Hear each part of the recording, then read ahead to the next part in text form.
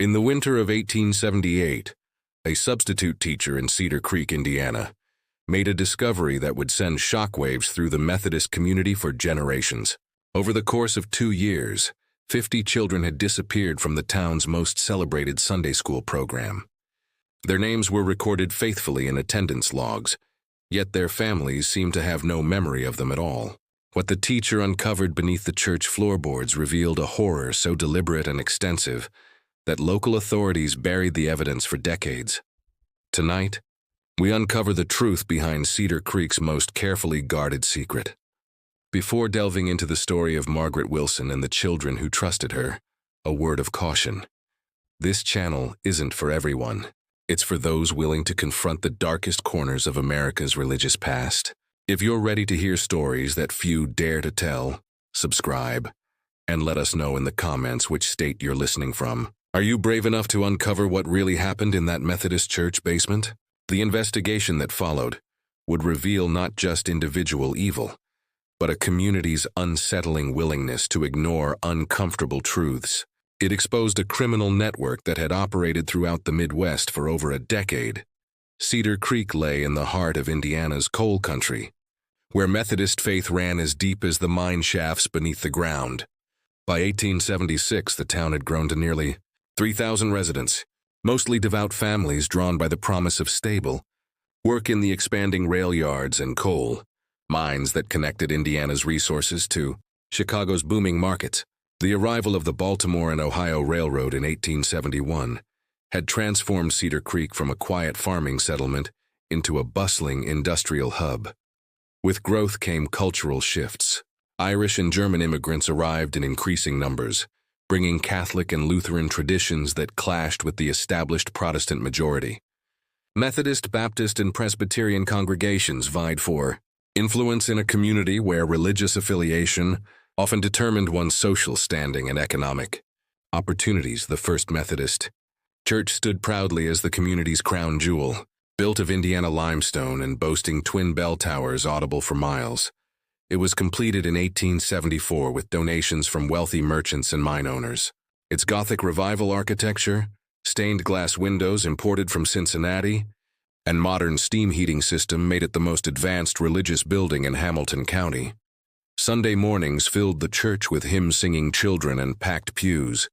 But the real heart of the church was its Sunday school program, led by Margaret Wilson, a stern, respected woman of 42 who had arrived from Pennsylvania 5 years earlier.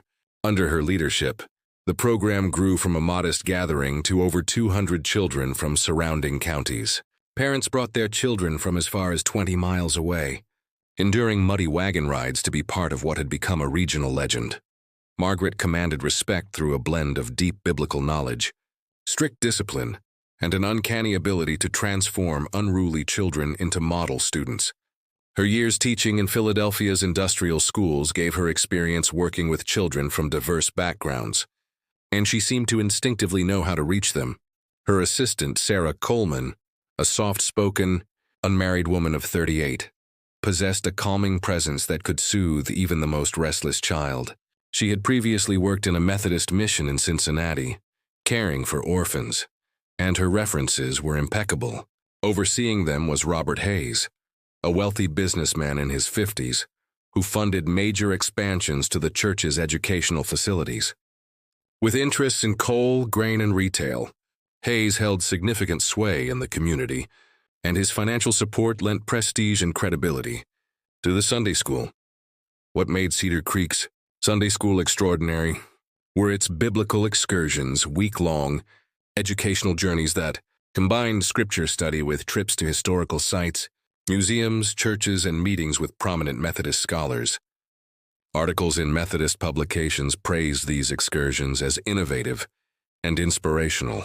Parents across the region vied for their children to be chosen for these coveted experiences, which were presented as transformative educational opportunities, especially for families of modest means. The Methodist emphasis on learning and moral development made these programs both respected and celebrated. At a time when formal schooling was scarce, the church's promise of intellectual and spiritual enrichment was irresistible. Margaret Wilson's reputation for reforming troubled children through education and discipline only enhanced the program's appeal. Letters of recommendation from Philadelphia Methodist leaders described her as a pioneer in reducing juvenile delinquency, and her arrival in Cedar Creek seemed perfectly timed. Following the Panic of 1873, many families struggled financially. Margaret's program appeared to offer their children a future they could not provide themselves. Endorsement from the town's elite mine owners, merchants, and railroad officials made it nearly impossible for any parent to question the program without seeming ungrateful or suspicious. Gradually, Margaret expanded beyond Cedar Creek, partnering with Methodist churches in smaller towns to include their children in the excursions. This widened her reach and made it harder for any single community to keep track of the children's whereabouts. The first disappearance occurred in September 1876, though no one recognized it as such at the time. 8-year-old Timothy Morrison had been chosen for a special trip to a new archaeological site near Louisville to study ancient biblical practices. His German immigrant parents, who spoke little English and worked in Hayes's mines, were overwhelmed with gratitude. Margaret explained that Timothy's exceptional scriptural memory and intellectual promise had attracted the attention of a distinguished Methodist family in Kentucky, who wished to educate him further in biblical archaeology. This opportunity was framed as a rare honor that reflected Timothy's brilliance and the Sunday school's excellence. His parents were assured they'd receive regular reports and that Timothy would return in 2 years, transformed by knowledge and opportunity. For parents who had journeyed to America in search of better opportunities for their children than they'd ever known in Germany, the offer appeared to be nothing short of divine intervention. Timothy's departure barely made a ripple in the town's collective awareness. The Morrison family expressed pride rather than worry, and Margaret Wilson's meticulously written letter detailing the boy's educational prospects persuaded even skeptical neighbors that he'd simply been blessed with an extraordinary chance for advancement. Timothy's quiet, studious nature meant his absence didn't stand out among his peers, making it easy for the community to accept the narrative without question. 2 weeks later, 10-year-old Mary Catherine Phillips joined a new excursion dedicated to missionary work in remote communities.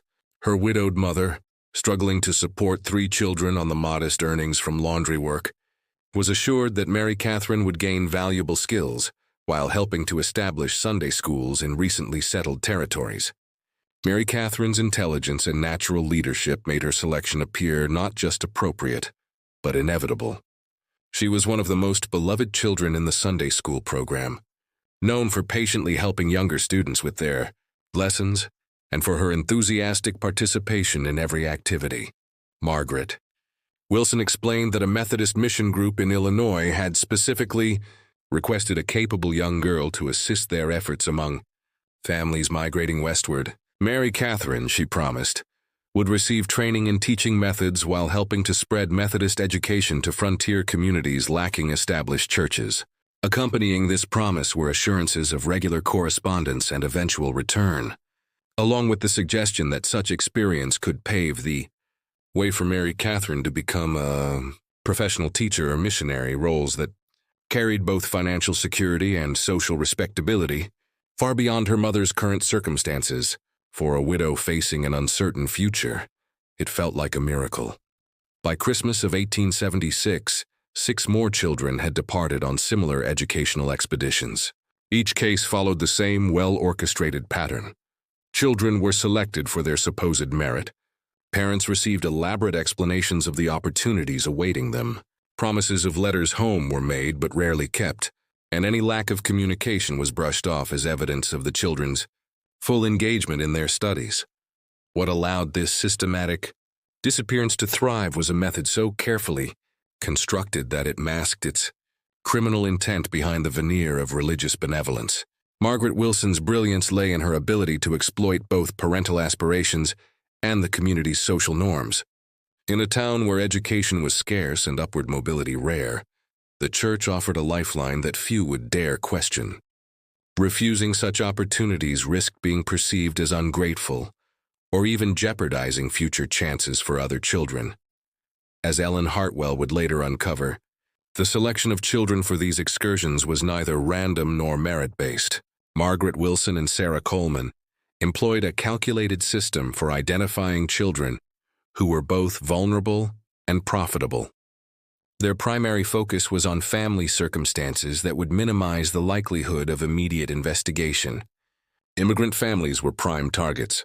Language barriers and cultural differences made parents less likely to challenge authority figures or navigate the bureaucratic complexities involved in tracking their children. Newcomers to the town were especially valuable because they lacked the social networks that might notice or question their children's sudden disappearance. Economic hardship was another key factor. Families under financial strain were more inclined to accept opportunities without skepticism, eager to secure a better future for their children.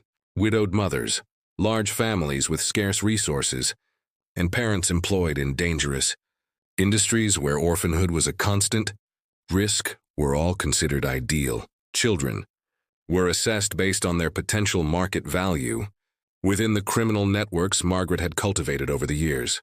Younger boys with strong builds were funneled into industrial labor in factories and mines, where their size and developing strength could be exploited for years. Older girls with pleasant appearances and basic education fetched high prices in domestic service markets that stretched far beyond legitimate employment. In some cases, intelligence was a disadvantage. Children who were too clever might resist, escape, or communicate with their families. Margaret preferred those who were intelligent enough to be useful but compliant enough to be controlled. The Sunday school program functioned as an ideal laboratory for observing children's personalities and identifying suitable candidates for different forms of exploitation. Sarah Coleman played a pivotal role in this evaluation. Her gentle demeanor and affectionate interactions with children earned their trust, allowing her to gather personal details about their hopes, fears, and family dynamics. Under the guise of pastoral care and academic guidance, she conducted subtle interrogations that informed their selection. The winter of 1876 to 77 marked a turning point as the operation expanded significantly. Margaret established connections with other Methodist programs across Indiana, Ohio, and Illinois, creating a regional network capable of transporting children across state lines, complicating any potential investigations. This expansion was timed strategically with the growing railroad infrastructure, which made long-distance travel both easier and less suspicious. Robert Hayes's business interests proved crucial to this development. His involvement in rail shipping and grain trading provided access to contacts throughout the Midwest, individuals willing to facilitate discreet transportation in exchange for favorable business deals. His legitimate enterprises served as the perfect cover for moving children through multiple jurisdictions, without attracting attention from law enforcement or railroad officials. Financially, the scheme exceeded all expectations. The profits generated by the trafficking operation were reinvested into church facilities and educational programs, creating a self-reinforcing cycle. These improvements attracted more families, increased the program's prestige, and provided additional concealment for illicit activities. The newly expanded church basement, funded by Hayes's donations, included private rooms and storage spaces that became central to their operations. By spring of 1877, the Sunday school program drew children from more than a dozen communities, with some families traveling over 30 miles to enroll their children in Cedar Creek's prestigious offerings. This wide geographic reach effectively prevented any single town from detecting patterns of disappearance or maintaining meaningful oversight, allowing the network to operate in near-total secrecy. Parents in neighboring towns seldom communicated with one another, and the prestige that came with having a child selected for the excursions discouraged any questioning that might seem to challenge the program's integrity. Yet behind this elaborate facade was a mind far more calculating than anyone in Cedar Creek had imagined. The operation's growing success drew the attention of organized criminal networks in major cities, eager to secure dependable sources of child labor. Margaret Wilson had built a reputation within these clandestine circles for providing healthy, well-behaved, and thoroughly conditioned children. Her reliability led to advance orders and inflated prices, transforming what began as opportunistic exploitation into a well-structured system of human trafficking. The full extent of this manipulation came to light through Sarah Coleman's personal journal, uncovered years later by Ellen Hartwell. Unlike Margaret, whose motives were largely financial, Sarah exhibited a chilling fascination with the art of psychological control. Her journal was filled with meticulous observations of children's personalities, fears, and vulnerabilities, written with the precision of a clinical researcher. These entries described her methods for conditioning children for their eventual destinations, gradually severing family attachments, determining which children would adapt to various forms of labor, and developing strategies to prevent rebellion or escape. Her gentle demeanor and apparent affection for the children concealed a cold, calculating assessment of their emotional malleability and commercial worth. One particularly unsettling entry focused on 12-year-old Anna Kowalski, whose Polish immigrant parents viewed her selection for a missionary training program as a divine reward. Sarah documented step by step how she convinced Anna that her family's poverty and foreignness made them unworthy guardians of a child with extraordinary spiritual gifts. By the time Anna left for her supposed mission work, she had been psychologically conditioned to believe that serving God required her to leave her former life completely behind. Sarah's tactics extended beyond individual children to encompass the entire community. She designed a sophisticated system of fabricated correspondence to maintain the illusion of ongoing communication between parents and their absent children. Families received regular letters, penned in Sarah's hand but supposedly dictated by the children, describing their progress, gratitude, and spiritual growth. These counterfeit updates served multiple purposes. They reassured parents, stifled persistent inquiries, explained the children's prolonged absence, and established a paper trail that could be presented as proof of the program's legitimacy if outside authorities ever raised questions. Her psychological strategies also targeted influential adults in Cedar Creek. Sarah identified key community members whose support was crucial for maintaining the Sunday school's reputation, then developed tailored approaches to manipulate each one. Her journal included detailed profiles outlining their ambitions, weaknesses, and family or business interests that could be exploited to secure their cooperation. In January 1878, an unexpected development threatened the operation.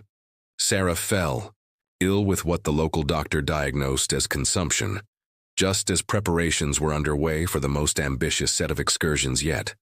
A coordinated campaign that would place nearly 30 children across multiple Midwest locations before the spring planting season curtailed travel. Her illness created an operational crisis. Sarah possessed intimate knowledge of each child's psychological profile and had cultivated the trust of parents with surgical precision. Her sudden incapacity left Margaret Wilson overwhelmed, forced to handle administrative and relational duties previously shared. Robert Hayes, concerned about maintaining schedules and profits, pressured her to keep the program running without interruption. In response, the church board decided to hire a temporary replacement, 24-year-old Ellen Hartwell. A recent graduate of the Indiana State Normal School, Ellen possessed advanced training in pedagogy and record-keeping that made her an ideal candidate on paper. What the conspirators failed to anticipate was that these very skills would expose their hidden machinery. Ellen's background made her uniquely observant.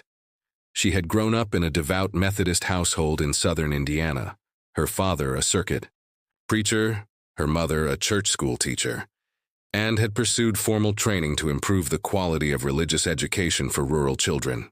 Arriving in Cedar Creek, she was genuinely impressed by the program's reputation and eager to contribute to what she believed was an innovative educational environment. Initially, everything appeared to align with the program's glowing reputation. The children were disciplined and enthusiastic, the facilities modern and community involvement strong. But Ellen's training taught her to look beneath surface impressions. She began requesting access to assessment records, correspondence, and long-term tracking data, standard practices for maintaining educational continuity. Margaret Wilson deflected these requests with vague explanations about confidentiality and the program's unique structure. Ellen's first real doubts emerged when she attempted to plan lessons that built upon the previous year's curriculum. She found no detailed records documenting what the departed children had studied, making it impossible to ensure consistent education for their siblings and peers. When she raised these issues, Margaret claimed that the children's specialized studies made their curricula incompatible with regular Sunday school. More unsettling still, Ellen noticed how the community responded when she mentioned some of the missing children. Longtime congregants gave her blank stares or vague, uncertain answers, as though these children had faded from memory entirely. Parents who had once proudly discussed their children's accomplishments now avoided the topic, abruptly changing subjects when she inquired about letters or updates. Ellen's educational training included modules on recognizing institutional fraud and abuse, increasingly relevant issues as demand for schooling outpaced the availability of qualified educators. She recognized several red flags in Cedar Creek: evasive record-keeping, reluctance to provide documentation, defensive responses to reasonable questions, and deliberate isolation of program participants from external oversight. Her first direct confrontation with Margaret Wilson came in February 1878. Ellen had drafted letters intended for the host families supposedly housing the children, encouraging correspondence between those students and their former classmates.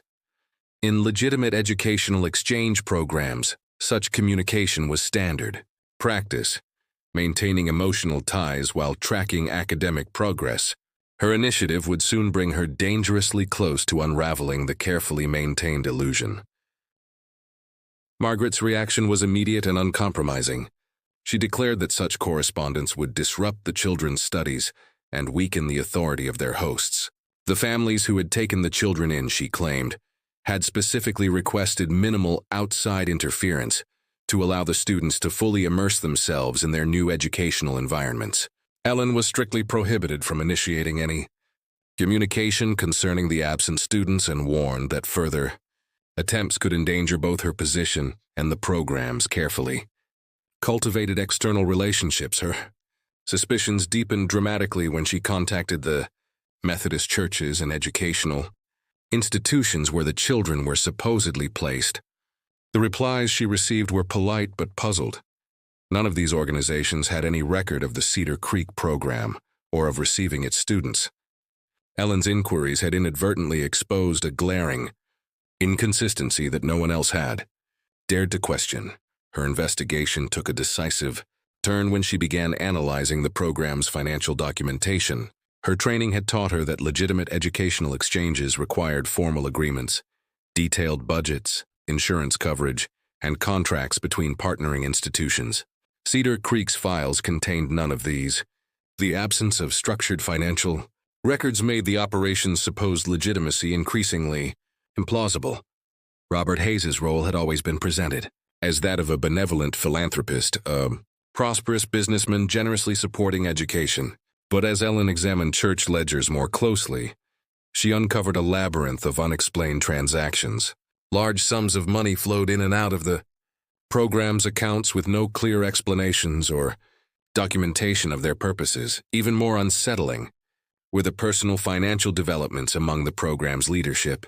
Margaret Wilson had recently purchased valuable property in Cedar Creek and was rumored to be exploring investments in California real estate. Sarah Coleman, despite earning a modest teacher's salary, had accumulated enough funds to afford extended medical treatment in Chicago. Meanwhile, Robert Hayes had expanded his commercial ventures, acquiring new shops in nearby towns and purchasing additional mining interests. The combined wealth of these three individuals far exceeded what could be justified by their official incomes. Ellen's upbringing in a Methodist preacher's household had made her familiar with the modest financial realities of church educators. The sudden prosperity of Cedar Creek's leadership stood in stark contrast to their supposed devotion to humble service. Her growing sense of unease reached its peak when she accidentally overheard a private conversation between Margaret Wilson and Robert Hayes in the church basement after a midweek service. Their hushed voices, punctuated by references to shipments, accounts, and contacts in Chicago, bore no resemblance to the language of education. The fragments she caught, discussions of schedules, pricing, and transportation, resembled commercial logistics rather than scholastic planning. On the night of March 15, 1878, Ellen made a fateful decision. Using her key to the educational wing, she entered the church long after services had ended. She was determined to uncover the truth, regardless of personal or professional consequences.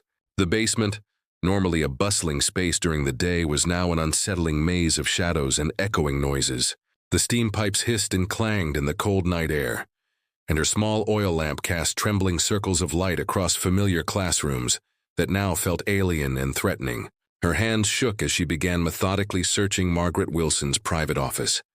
Beneath a loose floorboard, Ellen discovered evidence that shattered every assumption she had held. A leather-bound ledger, carefully hidden, contained records spanning 2 years, not of education, but of commerce. Each entry documented transactions with the precision of a professional enterprise.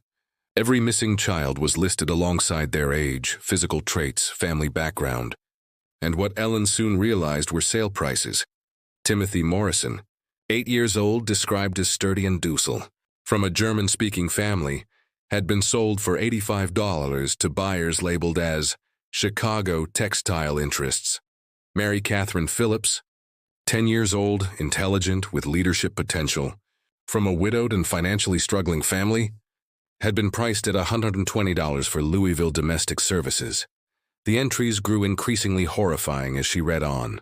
Children were categorized by their suitability for different markets. Younger boys were funneled to factories and mines where their size and strength could be exploited, while older girls were designated for domestic service that Ellen suspected concealed far darker purposes. The ledger listed addresses in Chicago, Louisville, Cincinnati, and St. Louis, along with coded references to intermediaries who managed transportation and documentation. Financial summaries indicated that over 2 years the operation had generated more than $4,000, a staggering sum, exceeding the lifetime earnings of many local families. Notes hinted at additional unrecorded transactions, suggesting that actual profits may have been 2 or 3 times higher. Elsewhere in the basement, Ellen unearthed forged letters purportedly written by the missing children. These letters, shown to parents who asked too many questions, depicted idyllic lives filled with gratitude and spiritual growth. The handwriting was uniform across all of them, clearly the work of one person. The letters followed formulaic patterns, praising opportunities, emphasizing dedication to studies, and discouraging contact with their former lives. Several explicitly instructed parents not to visit or write regularly. In a locked drawer, she found contracts between the Cedar Creek program and various industrial operations and service agencies. The wording was deliberately coded, but the purpose was unmistakable. These were sales agreements for child labor, complete with delivery schedules, payment terms, and even return policies for children who failed to meet expectations. The most damning documents were letters exchanged between Margaret Wilson and her contacts in major cities. They contained employers' specific requirements, age ranges, skills, physical attributes, and assurances of discretion. One letter from a Chicago factory praised the merchandise provided, noting that Cedar Creek children adapted well to industrial work and caused fewer problems than children obtained elsewhere. Another letter from a Louisville establishment, written in chillingly euphemistic language, requested girls between 12 and 14 with pleasant demeanors and basic education. Ellen realized with horror that some of the children she had known were likely trapped in conditions far worse than labor exploitation. As she pieced everything together, the scale of the operation became terrifyingly clear. Cedar Creek's Methodist community had been deliberately targeted, isolated, trusting, and eager for educational opportunities. The program's religious and educational reputation offered perfect camouflage for trafficking. The correspondence revealed that Cedar Creek was not an isolated operation, but a node in a vast, interstate network spanning Ohio, Illinois, and Pennsylvania. The network exchanged information on methods, markets, and law enforcement risks, functioning like a criminal corporation with specialized roles, established transportation routes, and coordinated operations. Regional coordination allowed rapid adaptation to external threats. If one location faced investigation, children could be swiftly moved to safer areas within the network until scrutiny subsided. Cedar Creek, Ellen discovered, had both received children from compromised operations in other states and sent its own victims elsewhere when local pressures intensified. The basement, once a place of learning, had revealed itself as the nerve center of a calculated and far-reaching criminal enterprise. But perhaps the most chilling discovery came when Sarah Coleman's personal journal was found hidden behind a false wall in the basement storage room. The gentlewoman who had always appeared genuinely caring was revealed as the psychological mastermind behind the entire operation. Her meticulous notes documented each child's personality, fears, and vulnerabilities, which she used to determine their market value and ideal placement. Sarah's journal contained deeply unsettling passages describing methods to systematically dismantle the children's resistance and sever their emotional ties to their families. She had devised specialized strategies for different personality types: how to convince intelligent children that compliance was their only option, how to manipulate religious teachings to instill guilt and submission, and how to identify and exploit each child's deepest fears to ensure obedience during their transfer to new circumstances. Her supposed illness, long accepted by the community, was revealed to be a fabrication designed to conceal her role in coordinating the operation's final and largest transaction. Her medical visits to Chicago were actually meetings with network partners to complete a bulk sale of over 30 children to various industrial and domestic operations across the Midwest. Among Sarah's papers, Ellen found something even more harrowing than financial ledgers and correspondence: fragmented testimonies from children who had tried to escape or send messages home. These desperate letters had been intercepted and preserved, apparently as leverage against partners who might consider betraying the network. One note, written in a child's neat handwriting, read, "Mama, they told me you didn't want me anymore because I was bad. I work in the big building with the loud machines. My hands hurt all the time and I'm so tired. Please come get me. Promise I'll be good." It was stamped with a Chicago address and marked as intercepted. Another torn fragment contained a girl's plea. "The lady here says I have to be grateful for my food and bed, but she makes me do things that feel wrong. I remember what you taught me about right and wrong, but she says God wants me to obey. I'm scared and I want to come home." Sarah had carefully annotated the handwriting as belonging to Mary Catherine Phillips. These testimonies exposed the psychological warfare that accompanied the physical exploitation. Children were systematically manipulated into believing their families had abandoned them, that their pain was punishment for their sins, and that submission was both unavoidable and morally necessary. The religious teachings that had once attracted families were twisted into tools of control, ensuring silence and obedience. As Ellen read through the mounting evidence, she realized the conspirators were preparing to disappear entirely. The children who had been sold were not only enslaved physically, but also psychologically broken in ways that would make rescue and rehabilitation unimaginably difficult. Even if law enforcement managed to locate and free them, the emotional and mental scars might never fully heal. The scope of the crime went far beyond trafficking. It involved a systematic campaign of psychological destruction, intended to extinguish hope of escape or recovery. Financial documents revealed that the three conspirators had been planning to abandon Cedar Creek by the summer of 1878, taking their illicit profits west to California to assume new identities. The timing of their departure was carefully aligned with the completion of their largest sale and newly implemented railroad schedules that would allow for rapid travel.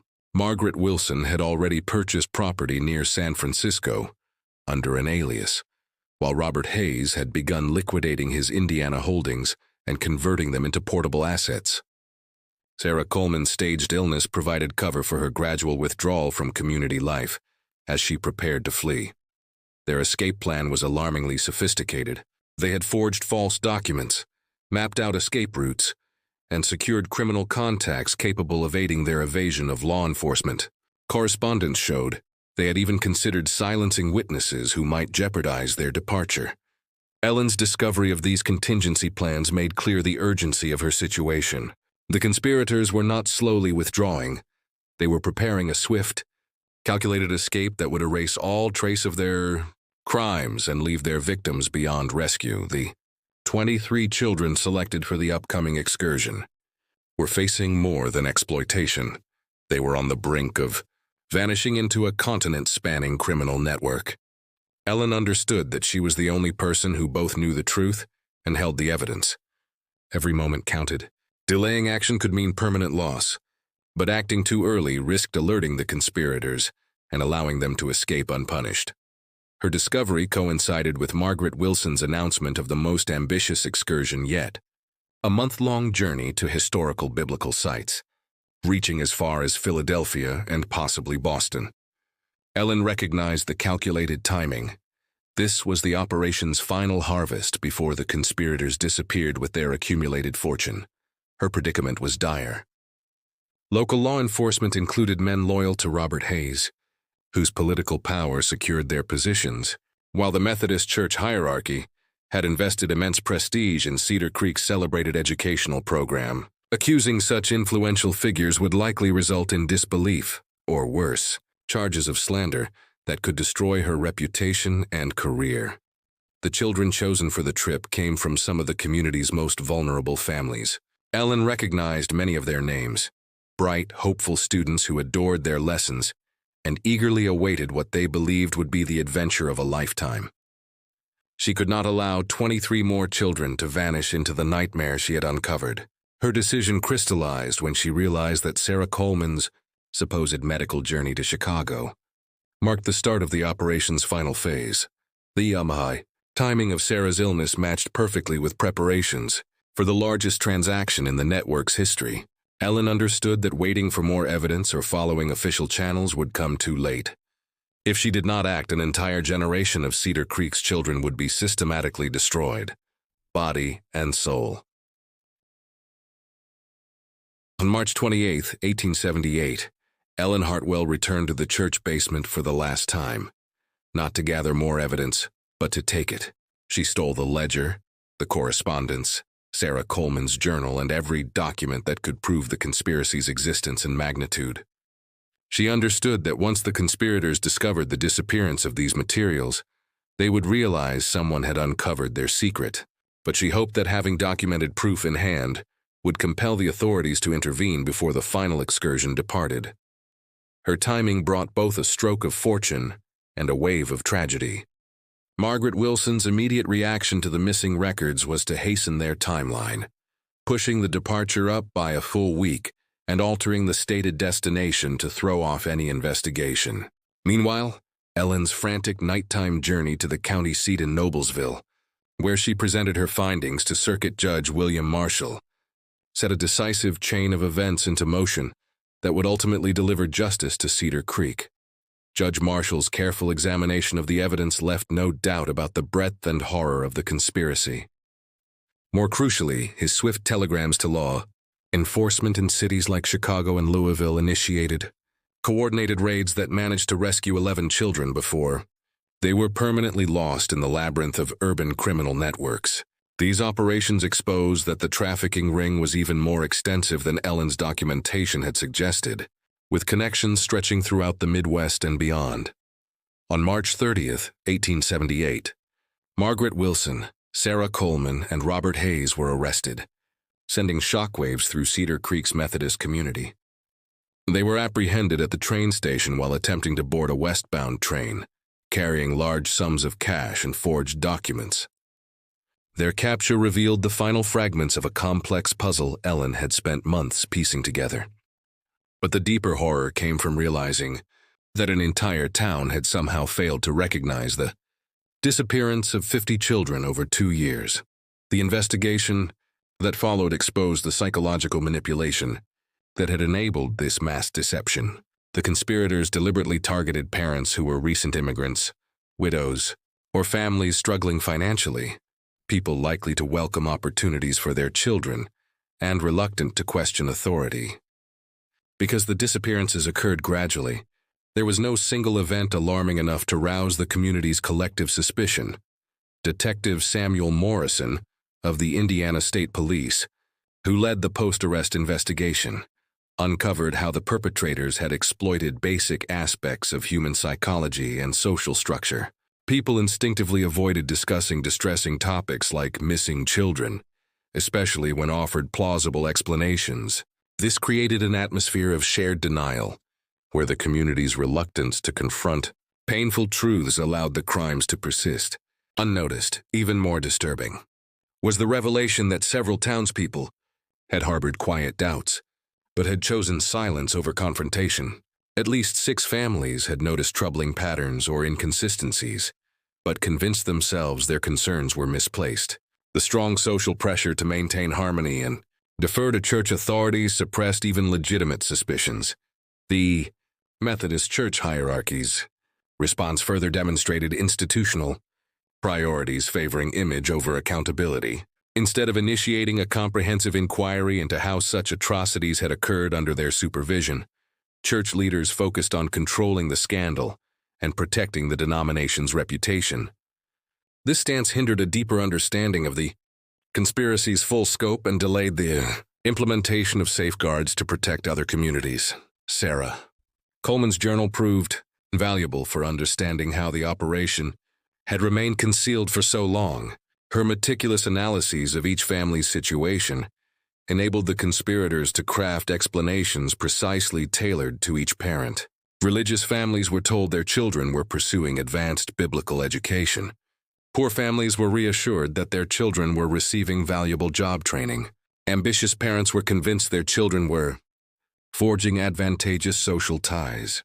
The simultaneous arrests across multiple states exposed Cedar Creek's operation as just one branch of a larger criminal enterprise that had been active across the Midwest for more than a decade. Law enforcement agencies in Ohio, Illinois, Pennsylvania, and Missouri uncovered parallel operations using the same tactics and sharing many of the same criminal contacts. Investigators learned that Margaret Wilson's background in Philadelphia had provided the initial links needed to build this network. Her supposed experience in industrial schools had in fact been involvement with organizations that supplied child labor to factories and other exploitative businesses. Her move to Cedar Creek had been a strategic expansion into rural areas with minimal oversight and abundant community trust. Robert Ide Hayes's extensive business dealings supplied the infrastructure necessary for the operations logistics. His work in railroad shipping and grain trading allowed him to travel frequently under legitimate pretenses, maintaining connections across the region. His warehouses and transportation systems were used to move children across state lines without drawing suspicion from officials. Financial investigations revealed that the trio had amassed wealth far exceeding the amounts documented in their official records. They maintained hidden accounts, purchased property under aliases, and set up intricate financial schemes. The Cedar Creek operation alone had generated over $50,000 in profit, a fortune that elevated them among the richest individuals in Indiana. This money financed their expansion, bribery of officials, and the concealment of their crimes. The network's influence extended beyond trafficking. It relied on entrenched corruption within law enforcement, political institutions, and business circles in multiple communities. Investigators uncovered substantial bribes paid to sheriffs, judges, and railroad officials to guarantee cooperation and deflect scrutiny, creating a shield of protection that allowed the operation to thrive for years. Of the 50 children who vanished from Cedar Creek, coordinated rescue efforts recovered only 18. Many had been so thoroughly absorbed into industrial or domestic systems that identifying them was nearly impossible. The psychological wounds they bore made reintegration into family life extremely difficult, creating a secondary tragedy that haunted the town for generations. Testimonies from the rescued children exposed the systematic psychological abuse that accompanied their exploitation. They had been told their parents had willingly sold them because they were unwanted, that their suffering was divine punishment, and that any attempt to flee or make contact would bring terrible consequences to them and their families. Medical examinations revealed the toll of their physical suffering: malnutrition, beatings, and prolonged exposure to hazardous working environments. Several bore scars of industrial accidents, missing fingers, respiratory ailments from textile work, and developmental issues caused by exposure to dangerous chemicals. Their physical injuries were compounded by deep psychological trauma, requiring years of specialized care. Perhaps most heartbreaking were the children who initially resisted rescue, unable to comprehend that the strangers offering help were not deceiving them. They had been so effectively conditioned to accept their reality that trust had to be painstakingly rebuilt. This level of psychological control highlighted the calculated cruelty of the network's methods. The investigation also found that at least 12 children had died while in the custody of those who had purchased them, victims of industrial accidents, disease, or abuse. Their deaths were concealed with falsified records and aided by corrupt officials, ensuring no questions were asked about children who officially never existed. The trials of Margaret Wilson, Sarah Coleman, and Robert Hayes became a regional sensation. Prosecutors laid out evidence that exposed not only the magnitude of their crimes, but also the community's vulnerabilities that had made Cedar Creek fertile ground for such exploitation. The testimonies of the rescued children were presented with careful attention to their psychological vulnerability, offering devastating evidence of the conspiracy's impact. Margaret Wilson's defense attempted to portray her as a misguided idealist who believed she was creating opportunities for disadvantaged children. This strategy collapsed when prosecutors introduced detailed financial records and correspondence with criminal contacts, clearly demonstrating her awareness of the illegal nature of her actions. Her final testimony exposed a calculating individual who had exploited both religious faith and parental love for financial gain. Sarah Coleman's psychological manipulation proved more challenging to prosecute within the existing legal framework. Although her role in conditioning children and deceiving families was thoroughly documented, the concept of psychological abuse was poorly understood by legal authorities in 1878. Her defense argued that her care for the children was genuine, though perhaps misguided, but the evidence of systematic emotional manipulation ultimately convinced the jury of her criminal intent. Robert Hayes's trial focused on his involvement in financing and facilitating the operation. His lawyers claimed his business dealings were legitimate and that his involvement in the trafficking network was unintentional. However, financial records and correspondence revealed his central role in organizing and executing the conspiracy. His conviction on multiple counts of conspiracy and trafficking resulted in the longest prison sentence of the three defendants. The legal proceedings exposed significant gaps in existing laws related to child trafficking and exploitation.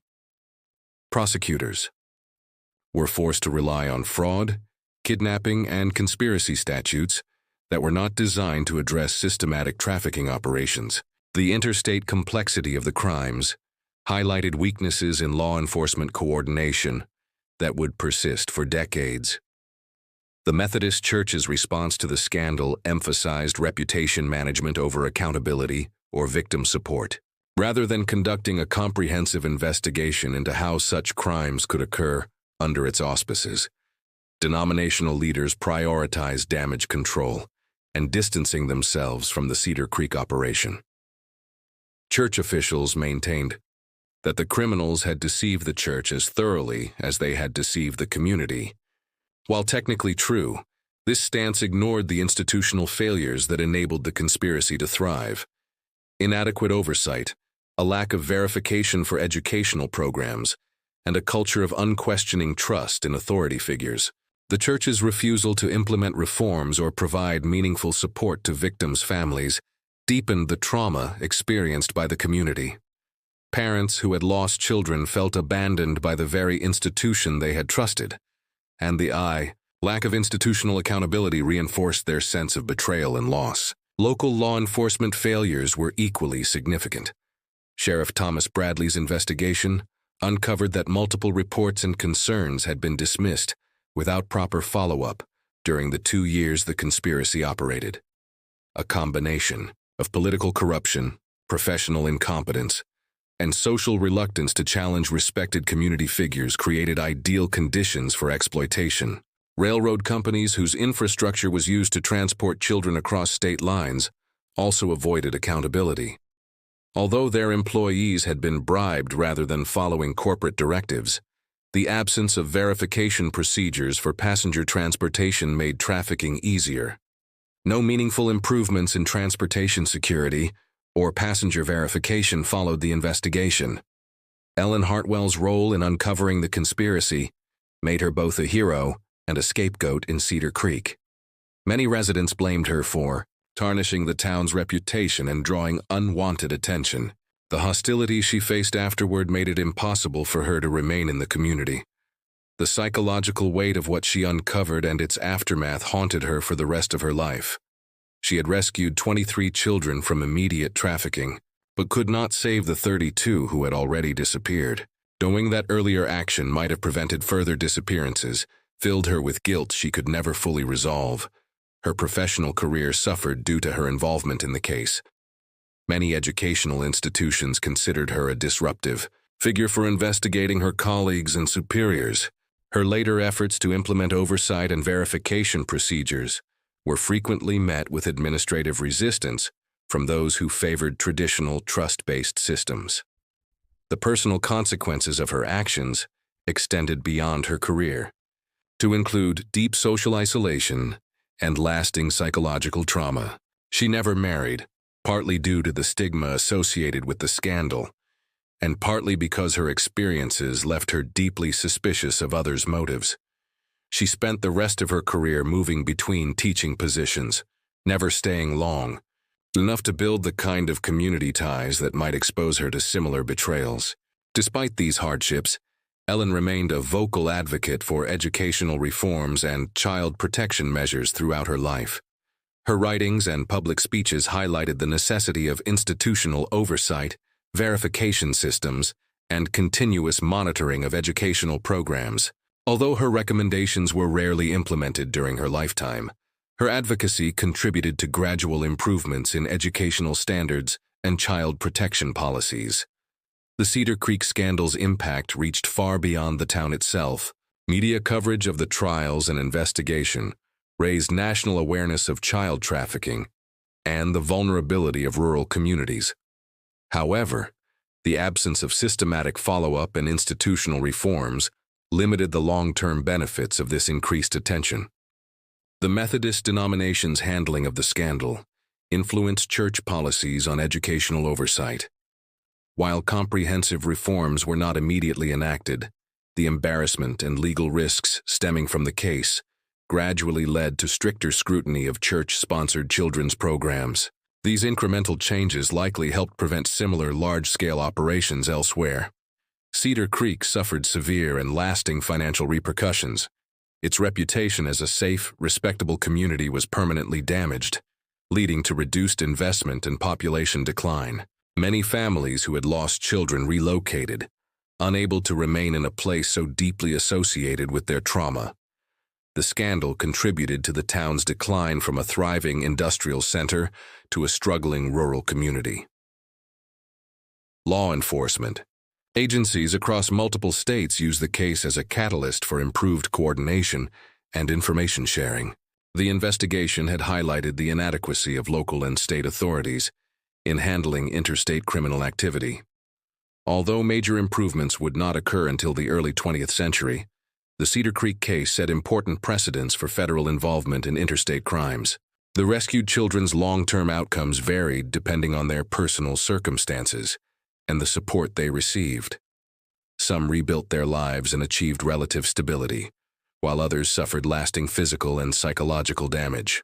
The lack of systematic support services meant recovery often depended on family resources and individual resilience.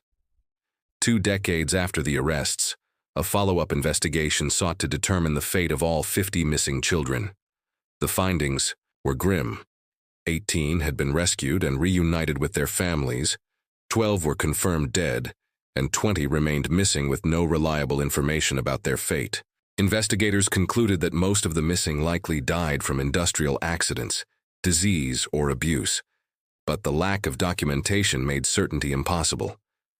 Financial investigations revealed that the conspirators had earned more than $75,000 from the operation, an enormous sum that made them among the wealthiest criminals of their era. Most of this money was never recovered, hidden through accounts and investments beyond the reach of 1870s investigative methods. Victims' families received minimal compensation, and many lived in poverty for the remainder of their lives. Margaret Wilson died in prison in 1884, after serving only 6 years of her 20-year sentence. Sarah Coleman was released in 1885 due to deteriorating health and vanished completely, leaving no reliable records of her later life or activities. Robert Hayes served 12 years in prison and was released in 1890, after which he relocated to California, living under an assumed name until his death in 1903. Other members of the network met different fates depending on their degree of involvement and the effectiveness of local prosecution efforts. Some escaped justice by fleeing to remote territories where law enforcement was limited, while others received lenient sentences that reflected the period's limited understanding of trafficking crimes. At the time, poor coordination between jurisdictions meant that the network's full structure was never fully uncovered or dismantled. More than a century has passed since these events, yet the lessons of Cedar Creek remain starkly relevant today. The case illustrates how easily trusted institutions can become instruments of systematic evil when oversight and accountability are weak or absent. The conspirators' success was not built on extraordinary deception, but on exploiting basic human tendencies: trust in authority, avoidance of uncomfortable truths, and the willingness to accept convenient explanations. Their crimes were enabled by a community's preference for comfort over confrontation. Perhaps most unsettling is the realization that the operation thrived not because of exceptional criminal brilliance, but because of ordinary human failings: greed, willful ignorance, and misplaced trust. The structure of their crimes required planning and organization, but the enabling conditions exist anywhere. Communities favor complacency over vigilance. Sarah Coleman's methods of psychological manipulation highlight how vulnerable children are to authority figures who exploit their trust and desire for approval. Though her techniques might appear unsophisticated by modern standards, they were devastatingly effective against children taught to obey without question. The religious environment, which should have safeguarded them, was twisted into a mechanism that ensured their compliance and silence. Ellen Hartwell's courage in bringing the conspiracy to light demonstrates both the power of individual moral action and the immense personal cost that such action can carry. Her decision to risk her career and personal safety to protect children she barely knew is a striking example of moral bravery that society often depends on but seldom rewards. The hostility she faced within her own community reflects how challenging it is to confront entrenched systems, even when they conceal horrific truths. If you followed this story to this point, you are someone unafraid to confront the darker corners of history. Ellen Hartwell's determination reminds us that a single individual's decision to act can save countless lives. What would you have done in her place? Would you have had the resolve to investigate when others turned away? Share this story with those who appreciate true crime accounts that expose uncomfortable realities. And if this narrative sent chills down your spine, be sure to like the video. Subscribe for more stories that uncover hidden truths within America's religious past. The Cedar Creek tragedy raises questions that remain deeply relevant. How can communities protect vulnerable populations without succumbing to paranoia? What institutional safeguards can prevent exploitation of trust while preserving the social cohesion that communities depend on? How can society balance the presumption of innocence for authority figures with the duty to protect those in their care? Modern child protection frameworks incorporate many lessons from Cedar Creek, yet new forms of exploitation continue to emerge as society and technology evolve. The same vulnerabilities, parental hopes, economic desperation, and deference to authority remain, posing persistent challenges for those charged with protection. The institutional failures revealed by Cedar Creek, insufficient oversight, resistance to accountability, and prioritization of reputation over victims' welfare, continue to appear in modern scandals involving religious groups, schools, and other trusted organizations. While the methods change, the patterns of institutional self-protection and victim abandonment remain disturbingly familiar across eras and contexts. Perhaps the most critical Lesson from Cedar Creek is that prevention requires active vigilance rather than passive trust. Ellen Hartwell's investigation was effective not because she possessed extraordinary skills, but because she demanded documentation, verification, and accountability. When others accepted reassuring explanations at face value, her example shows that protecting the vulnerable depends on ordinary individuals being willing to ask hard questions and insist on real answers. This story reveals how the most trusted institutions can harbor the darkest secrets, and how easily communities can become complicit in wrongdoing through their willingness to accept comforting lies. What do you think of this case?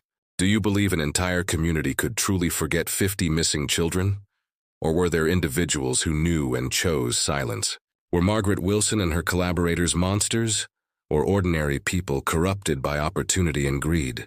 Share your thoughts in the comments about how such tragedies can be prevented today. If this account of hidden horror captivated you, and you want more stories that uncover America's darkest religious secrets, subscribe, turn on notifications, and share it with someone who appreciates mysteries that challenge accepted narratives. The truth about Cedar Creek reminds us that vigilance is the price of protecting the innocent, and that sometimes the greatest evils come disguised as acts of goodness. See you in the next story.